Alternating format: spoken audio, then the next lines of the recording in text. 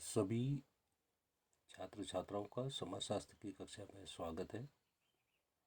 कि जैसा कि पिछले लेक्चर में आप लोगों ने संस्कृति क्या है और इसकी भूमिका पर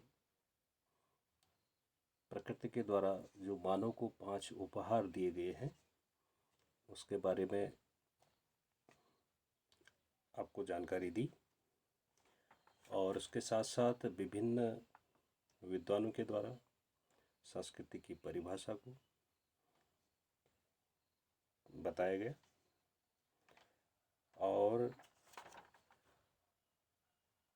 इन विभिन्न विद्वानों में हर्शकोविट्स के अनुसार संस्कृति पर्यावरण का मानव निर्मित भाग है, ये उन्होंने कहा था।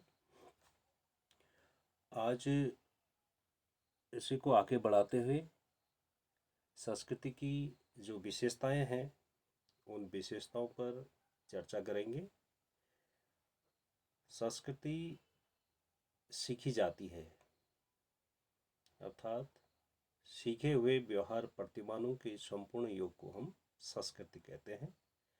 प्रजाति या शारीरिक विशेषताओं की भांति संस्कृति प्रजनन के माध्यम से प्राप्त नहीं होती, बल्कि यह जिस संस्कृति में जन्म लेता है उसे वह सीखता है। तो कहने का मतलब यह है कि संस्कृति हमारा सीखा हुआ एक व्यवहार है। और दूसरी जो विशेषता है, संस्कृति में संचारित होने का गुण निहित होता है। संचारित होने का गुण निहित होता है। तो संस्कृति को केवल सीखा ही नहीं जाता, अपितु उसे एक मानव से दूसरे मानव तक फैलाया या एक पीढ़ी से दूसरी पीढ़ी को हस्तांतरित भी किया जा सकता है। तो संस्कृति केवल सीखा हुआ व्यवहार ही नहीं है, बल्कि संस्कृति को एक पीढ़ी से दूसरी पीढ़ी को हस्तांतरित भी किया जाता है। संस्कृति समाज में एक विशेष प्रकार की होती है। प्रत्येक समाज की अपनी एक विशिष्ट संस्कृति होती है। इसका प्रमुख कारण यह है कि प्रत्येक समाज की भौगोलिक और सामाजिक परिस्थितियां भी अलग अलग होती है। नेक्स्ट, संस्कृति में सामाजिक गुण निहित होता है। संस्कृति की प्रकृति निश्चय ही सामाजिक है, क्योंकि संस्कृति मानव की आवश्यकताओं की प्रतिक्रिया स्वरूप सामाजिक आविष्कार का ही फल है। समाज की परंपरा संस्कृति को जीवित रखती है। संस्कृति सामाजिक इस अर्थ में भी होती है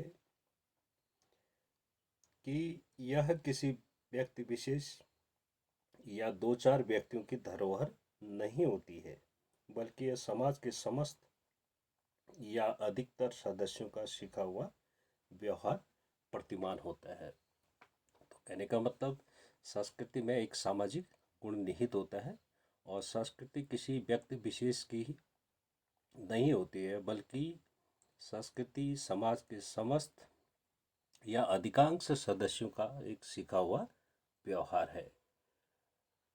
नेक्स्ट है, संस्कृति के लिए समूह आदर्श होती है। किसी भी समूह के लिए या समाज के लिए संस्कृति एक आदर्श के रूप में जानी जाती है। इसी कारण इसे स्वीकार करना और उसी के अनुरूप अपने व्यवहार को ढालना होता है। तो संस्कृति प्रत्येक समाज के लिए एक आदर्श होती है। और नेक्स्ट, संस्कृति मानव आवश्यकताओं की पूर्ति करती है। मानव समाज में संस्कृति के कुछ विशिष्ट कार्य होते हैं। वह मानव की प्राणी शास्त्रीय तथा सामाजिक दोनों ही प्रकार की आवश्यकताओं की पूर्ति के साधन जुटाती है। और किसी संस्कृति की निरंतरता इसी बात पर निर्भर होती है कि उसमें शारीरिक तथा सामाजिक आवश्यकताओं की पूर्ति करने की क्षमता है या नहीं है। तो कहने का मतलब क्या है कि संस्कृति मानव की आवश्यकताओं की पूर्ति करती है। नेक्स्ट है, संस्कृति में अनुकूलन करने का गुण होता है। संस्कृति की इस विशेषता या गुण के दो पहलू हैं। प्रथम यह है कि संस्कृति जड़ और स्थिर नहीं होती है। गतिशीलता उसकी एक उल्लेखनीय विशेषता है। वो एक स्थिर नहीं है संस्कृति, बल्कि उसमें गतिशीलता पाई जाती है। और दूसरा यह कि गतिशीलता या समय समय पर संस्कृति में होने वाले परिवर्तनों के फलस्वरूप इसका अनुकूलन बाहरी शक्तियों से होता रहता है। संस्कृति में परिवर्तन होता रहता है और जो बाहरी शक्तियां हैं उससे इसका अनुकूलन होता रहता है। नेक्स्ट है, संस्कृति में संतुलन तथा संगठन होता है।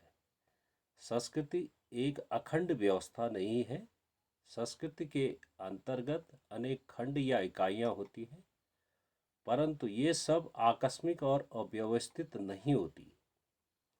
संस्कृति के इन खंडों या इकाइयों में एक पारस्परिक संबंध तथा अंतर निर्भरता होती है, जिसके कारण संस्कृति की विभिन्न इकाइयां बिल्कुल पृथक होकर कार्य नहीं करती, प्राय वह दूसरी इकाइयों के साथ मिलकर कार्य करती है।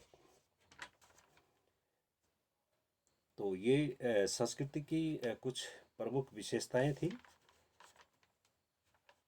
एक बार इनको मैं पुनः रिपीट कर दूं कि संस्कृति वास्तव में है क्या। संस्कृति हमारा सीखा हुआ व्यवहार है, या इसको हर्षकोविट्स के शब्दों में हम कहें तो संस्कृति पर्यावरण का मानव निर्मित भाग है। अर्थात संस्कृति को कौन बनाता है?